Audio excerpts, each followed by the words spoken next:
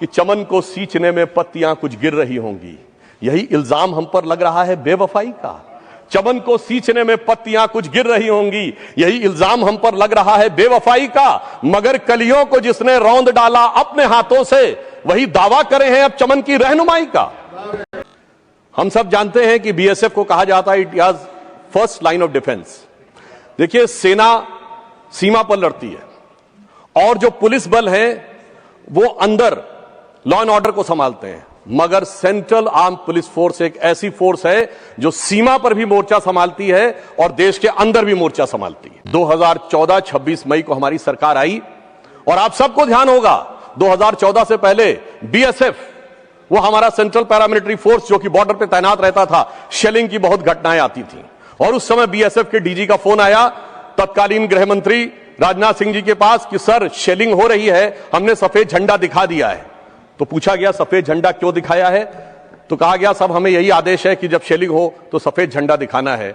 तो गृह मंत्री जी ने उत्तर दिया, अब ये मोदी की सरकार है, अब सफेद झंडा नहीं दिखाना है, जितनी शेलिंग होगी उससे ज्यादा मुंहतोड़ जवाब देना है। और हम सब लोग सर, ये बाकायदा अभी आगे बोल रहा हूं, उससे सबूत आपको स्वयं मिल जाएगा। और सर ऑथेंटिकेशन यह है कि 2014 के बाद ऑपरेशन सिंदूर के अलावा पिछले 10 साल में कितनी शेलिंग की घटनाएं हुई नहीं दिखाई पड़ती है, इस बात का प्रमाण है। और दूसरा मैं ये भी कहना चाहता हूं सर, एक कहावत होती है कि जो तो को कांटा बोए ताहे बो तू फूल, मगर हमारी सरकार ने कहा जो देश के विरोध काम करेगा तो जो तो को काटा बोए ताही बो तू भाला, वो भी तो समझे जरा कि पड़ा किसी से पाला। और जब से मोदी सरकार से पाला पड़ा है, आपने देखा शेलिंग की घटनाएं रुक गई हैं। अब ये तो थी कि मनोदशा को लेकर मोदी सरकार का मनोरथ क्या था, अब कार्य दशा को लेकर मोदी सरकार का कार्यवृत्त में बताने का प्रयास करता हूं। देखिए, वर्तमान बिल को अगर समझना है तो ये सीएम जो हमारे सेंट्रल आर्म पुलिस फोर्सेज हैं, ये 3 कैटेगरी में है। एक में है जो बेसिक लेवल पे जवान से एंट्री लेते हैं, एक जो ए ग्रेड के ऑफिसर्स हैं यानी जो मिडिल लेवल मैनेजमेंट प्रशासन में काम करते हैं, और एक है जो हायर लेवल प्रशासन में काम करते हैं यानी आईपीएस ऑफिसर। अगर देखा जाए तो इन सारे गजेटेड ऑफिसर्स के बीच में एडमिनिस्ट्रेटिव ऑपरेशनल रेगुलेशन करने के लिए बिल लाया गया है। और जो हमारे विपक्षी सांसदों ने विषय उठाया है, तो मैं बताना चाहता हूं कि जिनको आप जवान कहते हैं वो कांस्टेबल लेवल से आते हैं, फिर उनको एक प्रमोशन मिलता है हेड कांस्टेबल, उसके बाद वो बनते एएसआई, उसके बाद बनते हैं एसआई और इंस्पेक्टर, यानी 4 प्रमोशन वो लगभग प्राप्त करते हैं। मिडिल लेवल पे जो लोग आते हैं वो असिस्टेंट कमांडेंट लेवल पे आते हैं, वो डिप्टी कमांडेंट बनते हैं, फिर कमांडेंट बनते हैं, कहीं कहीं सीनियर कमांडेंट की पोस्ट भी है, और फिर वो डीआईजी बनते हैं। यानी इतने प्रमोशन तो उन्हें स्वतः मिलते हैं और उसमें से आधे लोग आईजी बनने तक की व्यवस्था पाते हैं। अब मैं यहां बताना चाहता हूं कि इस बिल में इसी स्थापित व्यवस्था को व्यवस्थित रूप से परिभाषित करने का काम किया गया है ताकि किसी भी प्रकार का कंफ्यूजन और उसके कारण होने वाली ओवरलैपिंग न रहे। अब यहां एक और बात भी कहना चाहूंगा, इस बिल में एक सबसे बड़ा प्रावधान यह किया गया है कि डीआईजी लेवल पे अब आईपीएस अधिकारियों के लिए कोई भी आरक्षित व्यवस्था नहीं होगी कि जैसे पहले एक परंपरा मानी जाती थी कि 20% पद आरक्षित रहेंगे। अब डीआईजी लेवल तक असिस्टेंट कमांडेंट स्तर के लोग जा सकेंगे, 50% लोग आईजी लेवल तक जा सकेंगे और 1/3 लोग एडिशनल डीजी लेवल तक जा सकेंगे। तो मुझे लगता है बहुत व्यवस्थित व्यवस्था परिभाषित करके दी गई है ताकि ये सभी बलों में समान भी रहे और किसी भी प्रकार के मुकदमेबाजी की स्थिति भी न रहे। और अभी तक भी 45 से 48% लोग आईजी के पद तक पहुंचते हैं। अब यहां पर मैं यह भी बताना चाहता हूं कि जो यह कहा जा रहा है कि इससे मॉरल पर विपरीत प्रभाव पड़ेगा, तो एक स्टैटिस्टिक्स देना चाहता हूं। 10 लाख से अधिक लोग, 11 लाख के लगभग की पैरामिलिट्री फोर्सेस की पूरी स्ट्रेंथ है, इसमें जो गजेटेड ऑफिसर्स हैं वो केवल 1 से 1.5% हैं, और उनमें भी जो आईपीएस ऑफिसर्स हैं वो उसका भी 1 से 1.5% है, यानी 0.01 से लेके 0.015% पदों के ऊपर इसका प्रभाव पड़ रहा है। इस आधार पर यह कहना कि 11 लाख फोर्सेस के मॉरल पर इसका प्रभाव पड़ेगा, यह तर्क संगत नहीं लगता है। हां, यद्यपि मॉरल की बात अभी हमारे कई विपक्षी सांसदों ने उठाई, प्रोफेसर राम गोपाल जी ने कहा, संजय सिंह जी ने कहा, चौधरी साहब बोल रहे थे, तो मैं याद दिलाना चाहता हूं महोदया, जब संसद के ऊपर आक्रमण हुआ था तो जिन सेंट्रल फोर्सेस के जवानों ने अपनी जान गंवाई थी, अफजल गुरु को सर्वोच्च न्यायालय से फांसी की सजा होने के बाद 7 साल तक क्षमा याचना लंबित रखी गई थी, तब मॉरल नहीं गिर रहा था।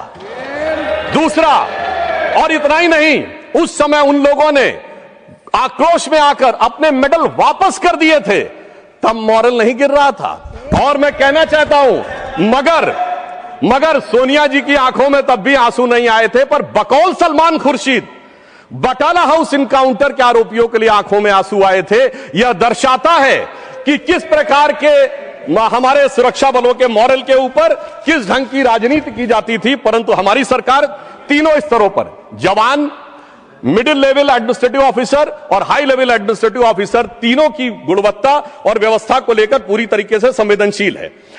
और मैं कहना चाहता हूं कि जो आईपीएस ऑफिसर्स हैं, अगर आप ये देखें तो सरकार ने व्यवस्था की है कि आईजी के लिए 50% पद सहायक कमांडेंट संवर्ग से भरे जाएंगे और 50% आईपीएस से। एडिशनल डीजी में 67% आईपीएस से और 1/3 पोस्ट जो है वो असिस्टेंट कमांडेंट स्तर से ली जाएंगी। डीजी पद पे जो रहेंगे वो आईपीएस अधिकारी रहेंगे। अगर इस ढंग से हम देखें तो इस बिल में जो व्यवस्था की गई है, जो कांस्टेबल को हेड कांस्टेबल, एएसआई, एसआई और इंस्पेक्टर तक लगभग 4 प्रमोशन मिलेंगे, 5वां भी प्राप्त कर सकते हैं। इसी प्रकार 4 प्रमोशन ग्रुप ए वालों को भी मिलेंगे और वो भी 5वां और 6ठा भी पा सकते हैं, एडिशनल डीजी तक भी पहुंच सकते हैं। और अगर आप देखें तो जो आईपीएस संवर्ग के बारे में कहा जा रहा है, उनको भी सामान्यतः 4-5 प्रमोशन ही मिलते हैं। एडिशनल एसपी जो शुरू होते हैं, SP, then SSP, then SSP DIG equivalent rank, then IG और एडिशनल डीजी। हर आईपीएस डीजी नहीं बनता है, यानी उनको भी लगभग उतने ही अवसर मिलेंगे जितने कि अन्य लोगों को मिलेंगे। मगर जो मॉरल की बात कहते हैं, तो हमारे प्रधानमंत्री श्री नरेंद्र मोदी जी ने एक ऐतिहासिक निर्णय लिया है कि जो हमारे जवान हैं, उनमें से बहुत से लोग निरीक्षक स्तर तक नहीं पहुंच पाते हैं, तो उन्होंने निर्णय लिया है कि जो जवान रिटायर होगा, यानी जो कांस्टेबल स्तर के ऊपर अपॉइंट होते हैं, जब वो रिटायर होंगे, अगर उस समय तक उनका पूरा कार्य व्यवहार अच्छा है, 5 साल का एसीआर अच्छा है, तो रिटायरमेंट के समय उन्हें आर्थिक लाभ नहीं होगा, परंतु एक रैंक ऊपर की ऑनरेरी रैंक दी जाएगी। मुझे लगता है कि इस प्रकार से जो हमारे बलों का मनोबल ध्यान रखने की बात करने का बहुत अच्छा निर्णय लिया है। तीसरी बात, जो आईपीएस ऑफिसर्स के संदर्भ में कहा जाता है, तो मैं ये भी विनम्रता से अपने विरोधियों से पूछना चाहूंगा कि जितनी सेंट्रल एजेंसीज हैं, IB, CBI, NIA, NSG, NTRO, RAW, सभी में तो डीजी, एडिशनल डीजी आईपीएस ही होते हैं। तो अगर यहां पर यह व्यवस्था है, तो मुझे नहीं लगता है कि किसी भी प्रकार की इसमें कोई समस्या होने की बात है। फिर भी यदि हमारे जो विपक्षी दल हैं वो ये कहते हैं, तो ध्यान रखना चाहिए, सिर्फ विपक्ष में नहीं, कई जगह सत्ता में भी हैं। तो मैं पूछना चाहता हूं, आपकी आज तक जितनी सरकारें रही हैं और वर्तमान में जितनी राज्य सरकारें हैं, कितने डीजीपी आपने गैर आईपीएस बनाए हैं? मैं पूछना चाहता हूं, सेंट्रल एजेंसीज के चीफ आपने कितने गैर आईपीएस बनाए हैं? और यह विषय सिर्फ आईपीएस और नॉन आईपीएस का नहीं है। विषय यह है कि आज के समय में जब व्यवस्थाएं इतनी जटिल और चुनौतीपूर्ण होती चली जा रही हैं, तो उस समय में एक कोऑर्डिनेशन की जरूरत होती है। अगर आपको एनआईए के साथ भी कोऑर्डिनेट करना है, बीएसएफ को, और उधर स्टेट पुलिस के साथ भी कोऑर्डिनेट करना है, तो जिन लोगों को स्टेट पुलिस में धरातल पर काम करने का भी अवसर मिला हो और दूसरी एजेंसीज में भी वो समान रूप से काम कर रहे हो, तो मुझे लगता है इस कारण से वो कोऑर्डिनेशन अधिक बेहतर और प्रभावी हो सकता है। इसलिए ही यह व्यवस्था की गई है। जैसे मैं एग्जांपल के लिए कहना चाहूं कि अगर सीआईएसएफ स्टेट ये एयरपोर्ट को देखती है और उन्हें सूचना मिले किसी स्टेट की इंटेलिजेंस से कि कोई ऐसा अवांछित व्यक्ति आया है जो कहीं पर सीआरपीएफ को चकमा देकर आने में सफल हो गया है, और उसके बारे में एनटीआरओ से कोई इनपुट आया है, तो अब आप सोचिए, आज के जमाने में यदि इस कॉम्प्लेक्स सिचुएशन को ट्रैक करना है, तो ऐसा संवर्ग ऊपर के लेवल पे चाहिए जो उन सारी जगहों पे कहीं ना कहीं रह चुका हो और उन जगहों पर कार्य करने का उसको अनुभव हो। तो मुझे लगता है यह व्यवस्था किसी के खिलाफ नहीं है, सबको न्याय देने के लिए और सबकी वस्तुस्थिति को अच्छे ढंग से स्थापित करने के लिए की गई है। अगली जो आपत्ति उठाई जा रही है वो ये है कि आईपीएस संवर्ग के लिए प्रतिनियुक्ति की व्यवस्था क्यों की जा रही है। तो मैं कहना चाहता हूं, विगत 78 वर्षों से यही व्यवस्था इन सारी संगठनों में हमेशा से चली आ रही है। केवल इस बिल के द्वारा उस व्यवस्था को एक स्थापित व्यवस्थित रूप प्रदान किया जा रहा है, यानी एक स्ट्रक्चर्ड फॉर्म प्रदान किया जा रहा है। इससे पहले भी डेपुटेशन पर ही वो लोग आते थे और डेपुटेशन पर ही कार्य करते थे। और फिर मैं एक और बात पूछना चाहता हूं, देखिए साहब, जैसे इंडियन एडमिनिस्ट्रेटिव सर्विसेज होती है तो सेंट्रल सेक्रेटेरिएट सर्विसेज से आके कोई सेक्रेटरी गवर्नमेंट ऑफ इंडिया नहीं बनता। आज अगर आप ये कहेंगे कि इंडिया की सेंट्रल आर्म पुलिस फोर्स का प्रमुख इंडियन पुलिस सर्विस का व्यक्ति नहीं होगा तो किस सर्विस का व्यक्ति होना चाहिए? यह संविधान की भावना के भी अनुरूप है और यूनियन पब्लिक सर्विस कमीशन जिस आधार के ऊपर चयनित करता है, क्योंकि डिफरेंट एंट्री लेवल पे डिफरेंट अपॉर्चुनिटीज एक डिफरेंट स्तर तक ही मिलती हैं और इसी कारण से यह विषय जो है व्यवस्थित रूप से रखने का प्रयास किया गया है। हां, यह मैं जरूर बताना चाहता हूं, अगला प्रश्न यह उठाया जाता है जो अभी हमारे एक साथी ने उठाया कि धरातल के ऊपर उच्च अधिकारी नहीं जाते हैं। तो मैं याद दिलाना चाहता हूं, अभी पिछले साल फरवरी के महीने में छत्तीसगढ़ और तेलंगाना के बॉर्डर पर कोरागुट्टा के पहाड़ के ऊपर एक बड़ा एंटी नक्सल ऑपरेशन हुआ जो छत्तीसगढ़ पुलिस और सेंट्रल रिजर्व पुलिस फोर्स का ज्वाइंट ऑपरेशन था। 21 दिन तक वो ऑपरेशन चला जिसमें 31 नक्सली मारे गए और डीजी सीआरपीएफ मौके के ऊपर उस कोरागुट्टा पहाड़ी के ऊपर मौजूद थे, क्योंकि प्रधानमंत्री मोदी जी की सरकार में यह ध्यान रखना होता है कि मंत्री हो या अधिकारी सब जमीन से जुड़े रहते हैं।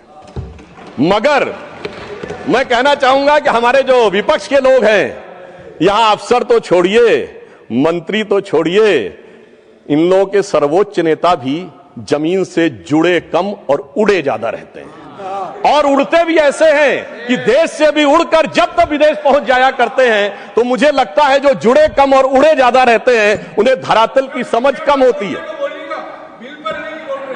सर, ये बिल पर ही बोल रहे हैं। अरे साहब सुनिए, अरे सुनिए, रूरल डेवलपमेंट में वेस्ट एशिया की चर्चा कर चुके हैं आप लोग, मैं तो बिल पर ही बोल रहा हूं। अब मैं एक और बात बताना चाहता हूं। देखिए, आईपीएस अधिकारियों से लेके समूह आ के अधिकारियों से लेके प्रमोशन को लेकर, प्रशासनिक व्यवस्था को लेकर कितनी अच्छी समझ है इन लोगों की। याद करिए, इनकी पार्टी के एक नेता ने स्टेटमेंट दिया था 2023 में कि भाई ये बताइए सेक्रेटरी गवर्नमेंट ऑफ इंडिया में कितने ओबीसी हैं। अब उन्हें यही नहीं पता कि उस समय तक 1994 बैच के जो आईएएस ऑफिसर थे वो सेक्रेटरी गवर्नमेंट ऑफ इंडिया थे। यानी प्रशासनिक व्यवस्था में कैसे एंट्री होती है और किस ढंग से प्रमोशन पाकर पहुंचा जाता है, ये उन्हीं को नहीं पता हो सकता है जिन्हें यह पता हो कि पैदा होते ही सीधे उच्च पद पर पहुंच जाते हैं। उनके लिए इन व्यवस्थाओं को समझना मुझे लगता है अधिक मुश्किल होता है। अब मैं ये भी बताना चाहता हूं कि इतना ही नहीं, मैं बिल्कुल विषय पे बोल रहा हूं और दृढ़ता के साथ यह विषय रखना चाहता हूं।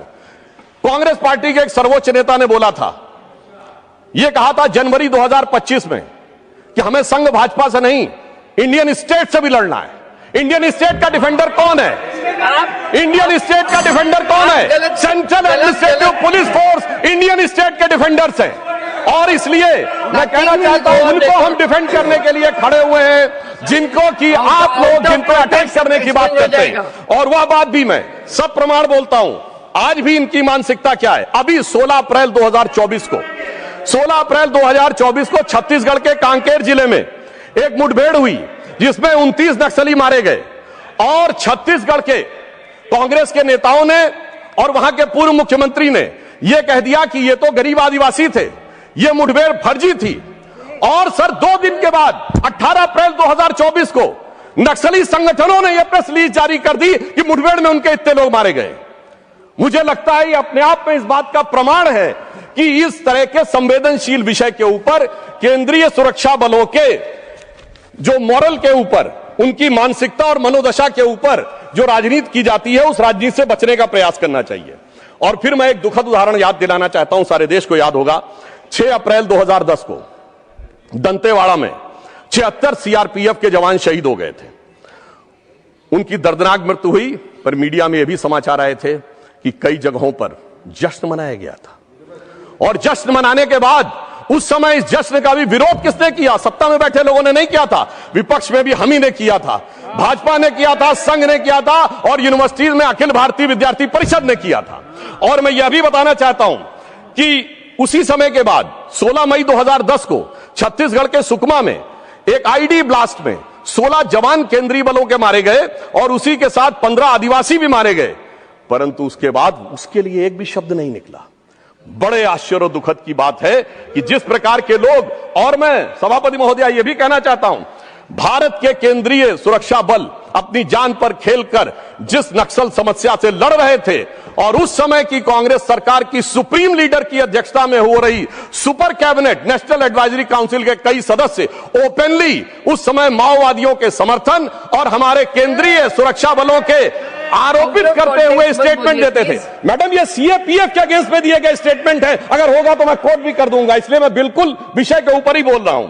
और इतना ही नहीं, वो तो छोड़िए, गृह मंत्री लोग क्या बोलते थे। चिदंबरम साहब ने 22 सितंबर 2011 को, ये इंडियन एक्सप्रेस में खबर छपी हुई है, उनका स्टेटमेंट वाइडली सर्कुलेटेड है मीडिया में, जिसमें उन्होंने कहा माओवादियों से आपको कुछ करने की जरूरत नहीं है, ना आप हथियार छोड़िए, ना अपना संगठन समाप्त करिए, ना विचारधारा छोड़िए, बस केवल बातचीत के लिए आ जाइए और अपना विचार भी नहीं बदलिए। मगर अब हमारी सरकार है, गृह मंत्री अमित शाह जी के नेतृत्व में, अब हथियार भी छोड़ने पड़ेंगे, विचार भी बदलने पड़ेंगे और राष्ट्र की मुख्य धारा में भी आना पड़ेगा। और सभापति महोदया, अगर आप मॉरल की बात करते हैं तो एक मॉरल दूसरे गृह मंत्री जी का भी था, जिन्होंने सितंबर 2024 में जाकर यह कहा कि जब वो कश्मीर में जाते थे, यद्यपि सेंट्रल पैरामिलिट्री फोर्सेज उनको पूरी सिक्योरिटी दे रहे होते थे, तो उनकी हालत क्या होती थी, वह शब्द असंसदीय है, उसे बोला नहीं जा सकता। तो मैं कविता के रूप में कहना चाहूंगा, यह सुशील कुमार शिंदे जी का बयान था उसके ऊपर, कि लहू लुहान थी घाटी और झेलम डरी हुई थी, खामोशियां रातों की दिन में भरी हुई थी, और दहशत का था वो आलम, डल लेक घूमने में गृह मंत्री के पैरों के नीचे धरती फटी हुई थी। अब मैं बताना चाहता हूं हमारी सरकार में क्या हुआ। हमारे सेंट्रल रिजर्व पुलिस फोर्स के 40 जवान पुलवामा में शहीद हुए, तो हमने बालाकोट तक जाके धरती हिला दी। हमने क्या किया उसका प्रमाण पाकिस्तान की नेशनल असेंबली में अगर एक मंत्री ने खड़े होकर कहा कि हमने पुलवामा तक जाके मारा है, तो दूसरे जो उनके मंत्री थे उनका वीडियो अवेलेबल है, कोई जाके देख ले। अयाज सादिक ने कहा कि उस समय के फॉरेन मिनिस्टर शाह महमूद कुरैशी साहब बैठे हुए थे, आर्मी चीफ आए, आर्मी चीफ के पांव कांप रहे थे और उन्होंने कहा खुदा का वास्ता है अभिनंदन को वापस कर दो, वरना शाम तक भारत अटैक कर देगा। ये अंतर है हमारी सरकार और उनकी सरकार में। वहां गृह मंत्री के पांव कांपते थे, यहां पाकिस्तान के आर्मी चीफ के पांव कांपते हैं। यह मोदी सरकार और पूर्ववर्ती सरकारों के बीच का अंतर है। और मैं एक और बात भी बताना चाहता हूं, हमारी सरकार आने के बाद क्या हुआ, दंतेवाड़ा का वो क्षेत्र जो बहुत नक्सल प्रभावी माना जाता था, 9 मई 2015 को प्रधानमंत्री नरेंद्र मोदी जी ने वहां रैली करके दिखा दी। यानी उससे पहले यह कल्पना से परे था कि नक्सल प्रभावी क्षेत्र में प्रधानमंत्री की रैली हो सकती है, पर प्रधानमंत्री जी ने कहा कितनी भी प्रकार की सुरक्षा की चिंता किए बगैर उन्होंने जाकर वहां हमारे सेंट्रल पैरामिलिट्री फोर्सेस का मनोबल बढ़ाया। फिर मैं बताना चाहता हूं, सुकमा जिले में एक जगह है चिंता गुफा, जहां यह माना जाता था, नक्सल्स कहते थे हियर गवर्नमेंट डजंट एग्जिस्ट, यहां सिर्फ हमारी सरकार चलती है। और उस समय हमारे गृह मंत्री राजनाथ सिंह जी ने जाकर चिंता गुफा में दौरा करके दिखा दिया। यानी हमारी सरकार ने दिखाया कि जहां जहां पर सेंट्रल पैरामिलिट्री फोर्सेस पोस्टेड हैं उनके मॉडल के लिए करेंगे। और अब हमारे गृह मंत्री अमित शाह जी के आने के बाद तो उस इलाके का वातावरण बदला हुआ दिखाई पड़ता है। वो बस्तर जहां कभी नक्सली घटनाएं होती थी, आज 2024 और 2025 में बस्तर में ओलंपिक करके दिखा दिया। और गृह मंत्री अमित शाह जी ने उन नक्सल प्रभावित क्षेत्रों में जहां पर कि दौरा करने के लिए पूर्ववर्ती सरकारों के मन में, मंत्रियों में भय रहता था, वहां रात्रि प्रवास करके दिखा दिया। और इतना ही नहीं, उस जो कार्यक्रम में कोई सरकारी कार्यक्रम नहीं था, बस्तर ओलंपिक 2024 में 1,65,000 युवाओं ने सहभागिता की और 2025 के ओलंपिक में 3,91,000 युवाओं ने सहभागिता की। अर्थात जन जन का समर्थन और सुरक्षा बलों का मनोबल दोनों को एक साथ हमने आगे लाकर करने का प्रयास किया। और यह तभी संभव हो पाया जब सिक्योरिटी फोर्सेस की पूरी कैपेबिलिटी और सरकार को उनका पूरा समर्थन था। और फिर एक दूसरे सांस्कृतिक कार्यक्रम का आयोजन किया गया, जिसमें राष्ट्रपति द्रौपदी मुर्मू जी गई इसी फरवरी में उद्घाटन में, और गृह मंत्री अमित शाह जी ने समापन किया। यानी इस प्रकार से अगर देखा जाए तो उस वातावरण में जहां पर कि सेंट्रल पैरामिलिट्री फोर्सेस के लिए बहुत बड़ी चुनौती रहती थी, वहां आज एक सकारात्मक वातावरण बना। मगर सभापति महोदया, कुछ पैरामिलिट्री फोर्सेस ऐसे जिनका नाम भी कुछ याद दिलाता है, जैसे Indo Tibetan border police, Bharat Tibet सीमा पुलिस, यह नाम याद दिलाता है कि जब भारत आजाद हुआ तो भारत की सीमा तिब्बत से मिलती थी, चीन से नहीं मिलती थी। भारत तिब्बत सीमा पुलिस उस बात का प्रमाण है। मगर क्या करें, अचकन शेरवानी पहनने वाले, उर्दू और अंग्रेजी बोलने वाले, मंदिर के में डिप्रेशन महसूस करने वाले पंडित जी की शेरवानी में लगे हुए गुलाब ने इतने कांटे बो दिए कि भारत तिब्बत सीमा पुलिस, आज भारत तिब्बत सीमा भारत चीन की सीमा में आ गई और वो कांटे आज तक भारत के हृदय में पड़े हुए हैं। दूसरी बात मैं याद दिलाना चाहता हूं, हमारे बहुत प्रबुद्ध लोग बैठे हुए हैं विपक्ष की तरफ, इंडो तिब्बतन बॉर्डर पुलिस की स्थापना कब हुई? 24 अक्टूबर 1962। 20 अक्टूबर 1962 को चाइना ने अटैक कर दिया, तब याद आया कि सीमा की सुरक्षा के लिए कोई बल भी होना चाहिए। इसके लिए संस्कृत में कहावत होती है, प्रोदीप्ते भवने चकूप खननम, यानी आग लगने की संभावना हो तो पानी पहले से मत रखो, जैसे ही भवन में आग लगे वैसे ही कुआं खोदना शुरू करो। मुझे लगता है कि यह दूरदृष्टि कैसी थी भारत की सुरक्षा के लिए, यह आईटीबीपी का जो स्थापना और उसका वातावरण यह दिखाता है। अब इसमें कौन सी बुद्धि कही जाए सभापति महोदय, चूंकि बाल बुद्धि शब्द अब आजकल असंसदीय हो गया है तो उसको मैं प्रयोग नहीं करूंगा। अगर आ की जगह ए की मात्रा लगा दी जाए तो शायद वह बुद्धि इस प्रकार की परिस्थितियों के लिए अधिक युक्तिसंगत साबित होगी। मैं दूसरा उदाहरण देना चाहता हूं कि सुरक्षा बलों में सेंट्रल पैरामिलिट्री फोर्सेस का राजनीतिक आधार पर दुरुपयोग करके कैसी समस्या उत्पन्न की जाती है। 2 जून 1995 का लखनऊ का स्टेट गेस्ट हाउस कांड, 31 मई 1995 को मान्यवर काशीराम जी ने तत्कालीन मुलायम सिंह यादव सरकार से समर्थन वापसी का लेटर लिखा था, और वो लेटर भी मेरे पास अगर कहेंगे तो ऑथेंटिकेट कर दूंगा, जिसमें उन्होंने साफ साफ लिखा कि एससी एसटी के ऊपर होने वाली कंसिस्टेंट एट्रोसिटीज और सरकार के द्वारा कोई सुनवाई न होने के कारण, और उन्होंने यह भी लिखा कि भयंकर रिगिंग पंचायत चुनावों में होने के कारण हम उस सरकार से समर्थन वापस लेते हैं। और उन्होंने सेंट्रल पैरामिलिट्री फोर्सेस की सिक्योरिटी की डिमांड की, और उस समय केंद्र में कांग्रेस की सरकार थी, परंतु इसके बावजूद सीआईएसएफ जो लखनऊ में थी वो नहीं पहुंची। 2 जून 1995 का वो वाकया है। उस समय उनका एक संदेशवाहक लखनऊ में भारतीय जनता पार्टी कार्यालय में हमारे तत्कालीन प्रदेश अध्यक्ष कलराज मिश्रा जी के पास आया, अटल जी से बात की गई, उन्होंने भी नरसिम्हा राव जी से बात किया, तो कहा गया सीआईएसएफ की यूनिट तो है लखनऊ में मगर वो मुहर्रम के ताजिए की खिदमत में लगी हुई है, इसलिए तत्काल पहुंचना मुश्किल होगा, उसमें कुछ घंटे लगेंगे। और उस समय वातावरण यह था कि वो कुछ घंटे बहुत भारी पड़ने वाले थे अगर सेंट्रल पैरामिलिट्री फोर्सेस नहीं पहुंचते, क्योंकि यूपी पुलिस का जो रवैया था वो बहुत साफ सबको दिखाई पड़ रहा था। मगर क्या बताएं सभापति महोदया, उस समय अपनी जान पर खेलकर हमारे तत्कालीन नेता स्वर्गीय ब्रह्मदत्त द्विवेदी जी भाजपा कार्यकर्ताओं को लेकर गए, और तब जाकर वहां पर मायावती जी की जान बचाने की स्थिति बनी। अगर समय रहते हुए सीआईएसएफ को भेज दिया गया होता तो यह परिस्थिति नहीं होती। मगर क्या बताएं, इधर बसपा के दलित विधायकों के जनाजे निकलने की बात हो रही थी, पर सीआईएसएफ जो था वो ताजिए की यात्रा की खिदमत में लगा हुआ था। और वैसे मैं थोड़ा सा विषयांतर होते हुए एक और भी बात कहना चाहूंगा।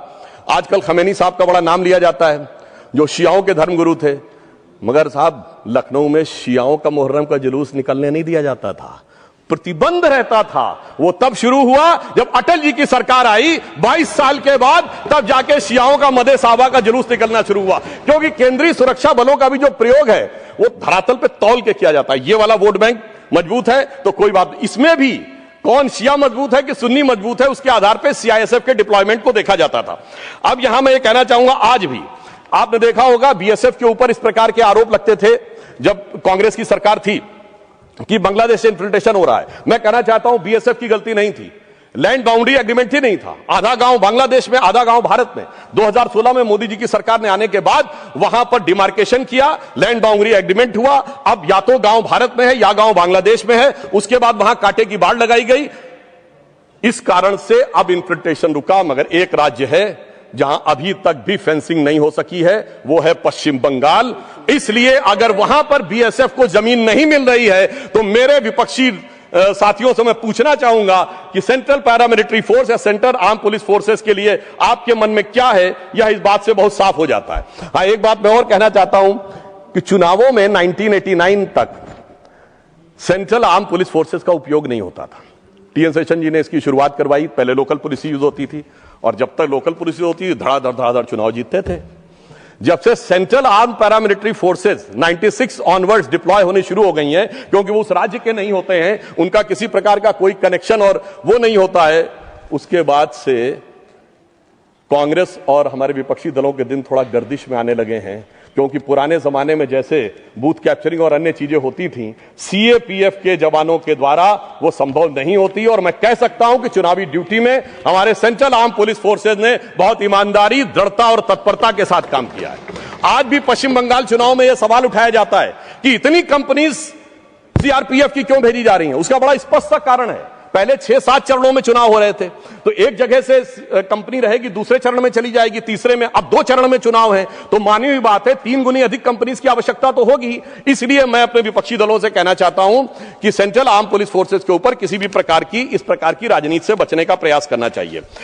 जहां तक फोर्सेज की बात है, तो इनके मॉडर्नाइजेशन के संदर्भ में, कल्याण के संदर्भ में ड्यूटी पे मृत्यु के दौरान 25 लाख और अगर एक्शन के दौरान मृत्यु होती है तो 35 लाख की व्यवस्था की गई है। व्यावसायिक शिक्षा पाने वाले जवानों के, जो हताहत जवान हैं, उनके बच्चों विधवाओं के लिए 3,000 रुपए महीने की स्कॉलरशिप की व्यवस्था की गई है। 2022 में सीएपीएफ पुनर्वास योजना शुरू की गई है। और दुर्गम क्षेत्रों में जाने के लिए अगर देखा जाए तो हवाई यात्रा की सुविधा भी की गई है।